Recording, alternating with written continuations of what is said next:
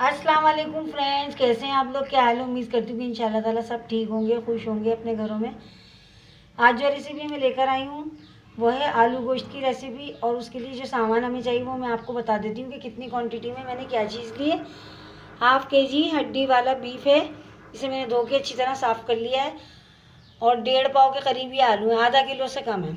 और इसे मैंने इस साइज़ में काट लिया। आपकी मर्ज़ी, आप बहुत बड़े काटना चाहते हैं तो आप बड़े भी काट सकते हैं।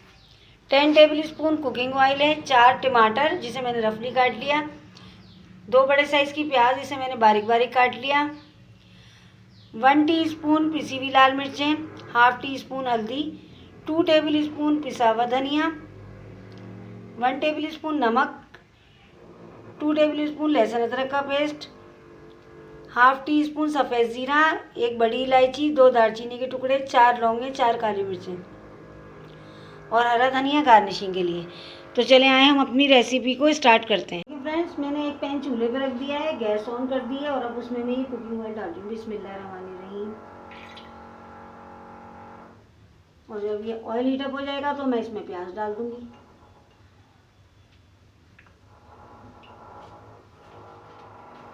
अब मैं इसमें ये प्याज डाल रही हूँ। मैंने सारी प्याज डाल दी है और साथ ही मैं इसके लिए गरम मसाला भी डाल दूँगी ताकि इसी में फ्राई हो जाए। और अब मैं इसको ब्राउन कर लेती हूँ प्याज को। कि प्याज गोल्डन ब्राउन हो गई है और अब इसके अंदर में ये लहसुन अदरक का पेस्ट डालकर बहुत अच्छी तरह भूनेंगे।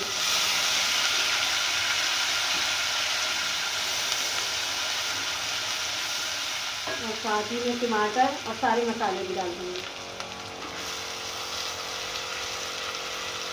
मिर्चें और हल्दी, ये पिसा हुआ धनिया, ये नमक। और मैं बहुत अच्छी तरह इस मसाले को भून लूँगी।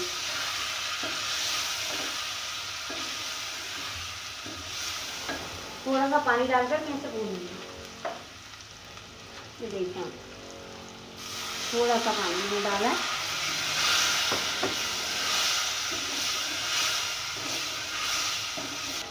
वो लोग जो फर्स्ट टाइम मेरे चैनल पर आए उनसे मेरी रिक्वेस्ट है कि प्लीज़ चैनल को सब्सक्राइब ज़रूर कीजिएगा। और जो मेरे सब्सक्राइबर हैं उनसे मेरी रिक्वेस्ट है कि वीडियो को फ्रेंड एंड फैमिली के साथ शेयर कीजिए, वीडियो को लाइक कीजिए, कमेंट्स कीजिए। और कोई ऐसी रेसिपी जो आप लोग चाहते हैं बनवाना वो मुझे बताएं कमेंट सेक्शन में, मैं आपके लिए ज़रूर बनाऊँगी इंशाल्लाह ताला। चले मैं ये मसाला भूनती हूँ फिर आपको दिखाती। देखिए फ्रेंड्स, ये मसाला मैंने बहुत अच्छी तरह भून लिया। टमाटर बिल्कुल सॉफ्ट हो गए और अब इस कंडीशन पे जब ये आ जाएगा तो मैं इसमें ये गोश्त डाल दूँगी। इसमें और अब मैं इस गोश्त को भी बहुत अच्छी तरह भूनूंगी। और गोश्त में से काफ़ी पानी रिलीज़ होगा। अभी हमने मसाले में पानी नहीं डाला तो फिर गलाने के लिए हम बाद में पानी डालेंगे। पहले मैं इसको भून लेती हूँ बहुत अच्छी तरह से, फिर मैं आपको दिखा देती हूँ। फ्रेंड्स, ये मैंने बहुत अच्छी तरह गोश्त भून लिया है। अभी तक मैंने इसमें पानी नहीं डाला है, गोश्त में से पानी रिलीज़ हुआ है। इसका ये थोड़ा सा पानी भी खुश्क हो जाएगा फिर मैं इसमें पानी डालूँगी इसको गलाने के लिए, तकरीबन 4 गिलास पानी। मसाला बहुत अच्छी तरह भून गया है। अब मैं इसमें पानी शामिल करूँगी और ये 4 गिलास पानी जो मैं इसमें डाल दूँगी।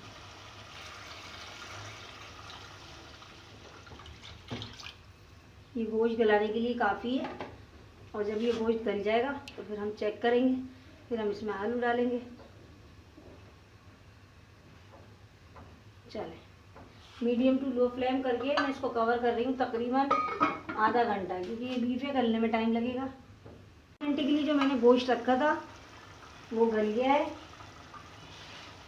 और अब उसका पानी भी खुश्क हो गया है। बहुत कम पानी ना होने के बराबर रह गया बिल्कुल।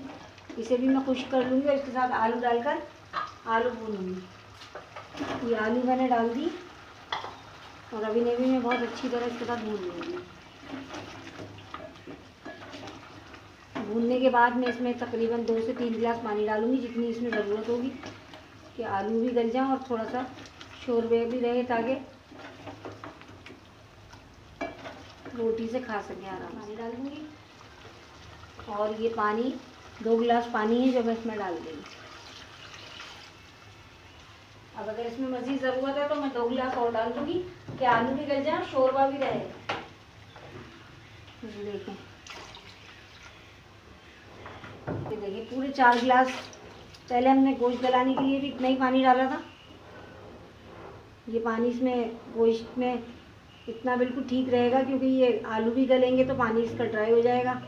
शोरबे के लिए जो हमें चाहिए उतना रह जाएगा फिर ये ड्राई होकर।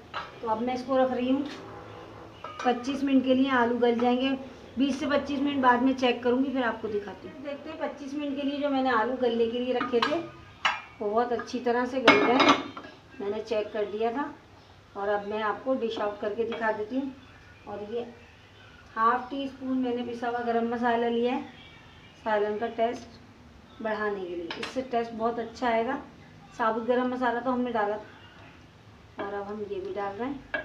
चले मैं आपको डिश आउट कर, मैंने डिश आउट कर दिया है आलू गोश्त। आप देख सकते हैं ये कितना लजीज लग रहा है देखने में, खाने में मज़ेदार।